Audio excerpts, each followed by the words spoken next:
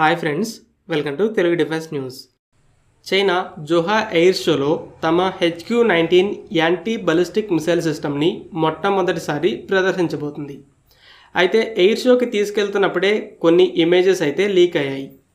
China military weapons విషయంలో చాలా సీక్రెసీని maintain చేస్తుంది.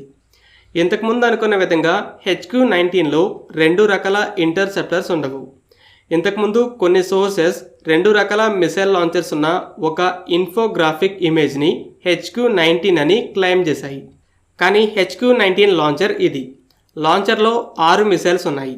చైనీస్ గ్లోబల్ టైమ్స్ కూడా ఇదే ఇమేజ్ని చూపించి లాంచర్కి 6 మిసైల్స్ అని కన్ఫర్మ్ చేసింది.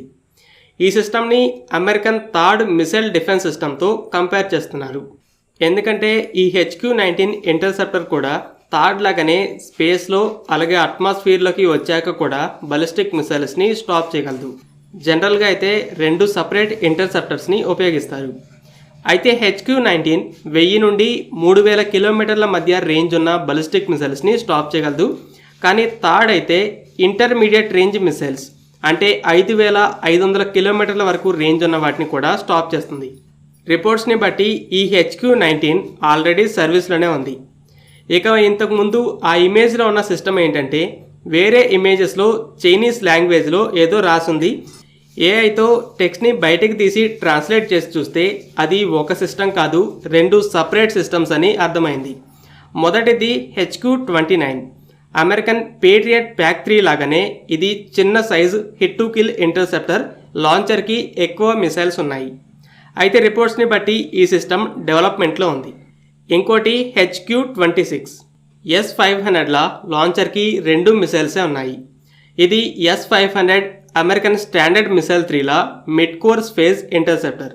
స్పేస్లో చాలా దూరంలో ఉండగానే బలిస్టిక్ మిసైల్స్ని స్టాప్ చేయగలదు. లాస్ట్ ఇయర్ చైనా ఒక మిడ్ కోర్స్ ఫేజ్ ఇంటర్సెప్టర్ని టెస్ట్ చేసింది. ఇది HQ-26 కావచ్చు.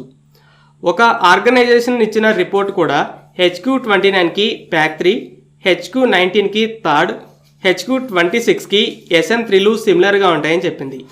HQ-9 ఎయిర్ డిఫెన్స్ సిస్టమ్ గురించి తెలిసిందే.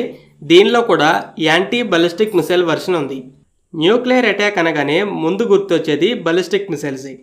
నూక్స్ ఉన్న ప్రతి దేశం కూడా వాటిని బలిస్టిక్ మిసైల్స్లో ఫిట్ చేసే దాడి చేస్తుంది. ఎందుకంటే వీటికి ఎక్కువ పేలోడ్ కెపాసిటీ ఉంటుంది, ఎక్కువ దూరంలో దాడి చేయగలవు, స్టాప్ చేయడం కూడా కష్టమే. Regular air defence systems aircraft, cruise missiles, డ్రోన్స్నే కానీ కొన్ని షార్టర్ రేంజ్ బలిస్టిక్ మిసైల్స్ విషయంలో కూడా లిమిటెడ్ ఎబిలిటీయే ఉంటుంది. వీటిని స్టాప్ చేయడానికి స్పెషల్గా యాంటీ బలిస్టిక్ మిసైల్ సిస్టమ్స్ కావాలి. వీటిని మిసైల్ డిఫెన్స్ సిస్టమ్స్ అని కూడా పిలుస్తారు. చైనా ఈ మిసైల్ డిఫెన్స్ రంగంలో అమెరికన్, రష్యన్ సిస్టమ్స్తో కంపేర్ చేసే విధంగా 3 సిస్టమ్స్ని డెవలప్ చేస్తుంది. కనీసం ఒకటి ఆల్రెడీ సర్వీస్లోనే ఉంది. ఈ 3 దేశాలు కాకుండా ఇండియా, ఇజ్రాయెల్ కూడా ఈ సిస్టమ్స్ని డెవలప్ చేశాయి. వీటి గురించి కూడా తెలిసిందే.